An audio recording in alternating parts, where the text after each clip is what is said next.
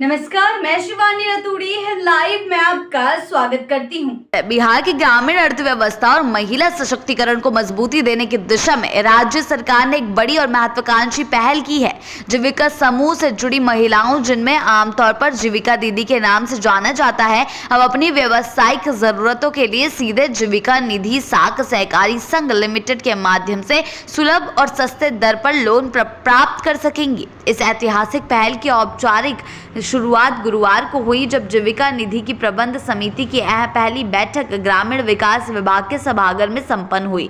इस बैठक में कई महत्वपूर्ण फैसले लिए गए, जिनमें सबसे अहम है कि शुरुआती चरण में 3 कैटेगरी में महिलाओं को लोन मुहैया कराया जाएगा। 15,000 से 75,000 और अधिकतम 2 लाख तक के लोन की सुविधा। इन लोन पर सालाना 12% की ब्याज दर निर्धारित की गई है, जो अन्य परंपरागत वित्तीय संस्थानों की तुलना में काफी किफायती जो है साबित होगी। खास बात यह है कि लोन चुकाने वाले की समय सीमा भी अलग अलग रखी गई है, ताकि महिलाएं अपनी आर्थिक स्थिति और व्यवसाय की प्रकृति के अनुसार उसका भुगतान कर सके। 15,000 रुपए का लोन 1 साल में, 75,000 का लोन और 2 साल और 2 लाख तक का लोन 3 साल में चुकाना होगा। इस योजना की गवर्नेंस संरचना भी बेहद अनूठी और सहभागी है। बैठक की अध्यक्षता कर रहे ग्रामीण विकास विभाग के सचिव लोकेश कुमार सिंह ने बताया कि पूरी व्यवस्था जीविका दीदियों के हाथों में होगी, ताकि वे न केवल आर्थिक रूप से सक्षम बने, बल्कि निर्णय प्रक्रिया में भी भागीदारी सुनिश्चित हो सके।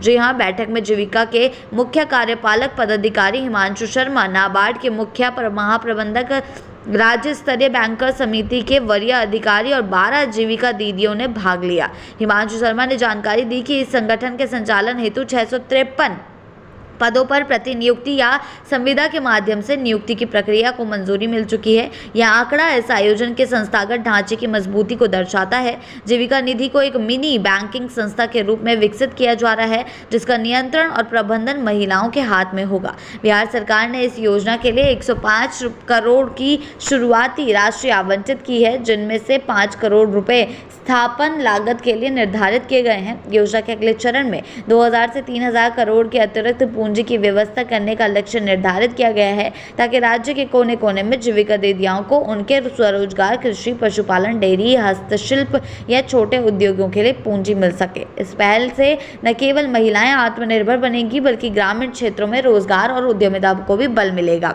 विशेषज्ञों का मानना है कि महिलाओं को जब पूंजी तक सीधी पहुंच दी जाती है, तो वे उसे न केवल परिवार की भलाई के लिए उपयोग करती है, बल्कि समाज में भी सकारात्मक बदलाव लाती है। यही वजह है कि इस बैंकिंग मॉडल को पूरे देश में महिला नेतृत्व वाला माइक्रो फाइनेंसिंग क्रांति के रूप में देखा जा रहा है।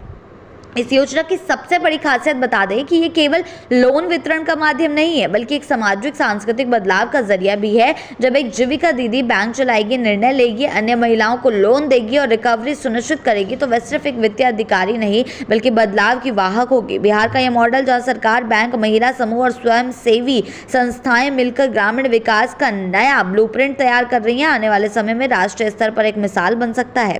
ऐसी ही अपडेट्स के लिए जुड़े रहे हैं लाइव के साथ ही चैनल को सब्सक्राइब करना ना भूलें और हमारी फेसबुक और वेबसाइट के साथ भी जरूर जुड़ें।